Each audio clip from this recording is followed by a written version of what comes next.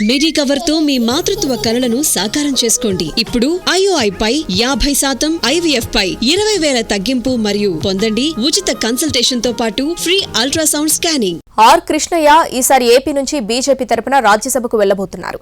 మరో 2 సీట్లను టీడీపీ తీసుకుంది. బీద మస్తాన్రావు, సానా సతీష్ ను పెద్దల సభకు పంపాలని తెలుగుదేశం నిర్ణయించింది. ఉదయం 11 గంటలకు ఈ ముగ్గురు నామినేషన్ వేస్తారు. ఉప ఎన్నికల పోలింగ్ డిసెంబర్ 20న జరుగుతుంది. అదే రోజు ఫలితాలను ప్రకటిస్తారు.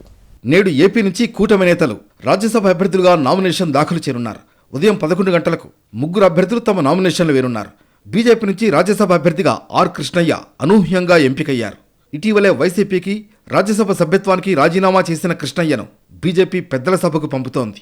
ఇక వైసీపీ నుంచి పార్టీలోకి వచ్చిన బీద మస్తాన్ రావుకు మరోసారి అవకాశం ఇచ్చింది టీడీపీ. ఈయన కూడా రాజ్యసభ సభ్యుడే.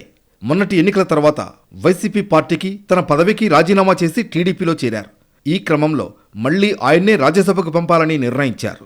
ఇక మరో స్థానానికి కాకినాడకు చెందిన సానా సతీష్ను ఎంపిక చేశారు. ఆంధ్రప్రదేశ్, ఒడిశా, పశ్చిమ బెంగాల్, హర్యానా నుంచి 6 సభ్యులను రాజ్యసభకు ఎంపిక చేయాల్సి ఉంది. ఆంధ్రప్రదేశ్ నుంచి 3 సీట్లు, ఒడిశా, పశ్చిమ బెంగాల్, హర్యానా నుంచి ఒక్కో స్థానం ఖాళీగా ఉన్నాయి. ఏపీలో కూటమి ఈ 3 సీట్లు గెలుచుకోవడం లాంఛనమే. ఒడిశా సీటు కూడా బీజేపీ ఖాతాలోకే వెళుతుంది. పశ్చిమ బెంగాల్లో టీఎంసీ గెలుచుకుంటుంది. ఇక హర్యానాలో సీటును బీజేపీ తిరిగి నిలబెట్టుకోనుంది. షెడ్యూల్ ప్రకారం ఉప ఎన్నికలు డిసెంబర్ 20న నిర్వహిస్తారు. అదే రోజు ఫలితాలను ప్రకటిస్తారు.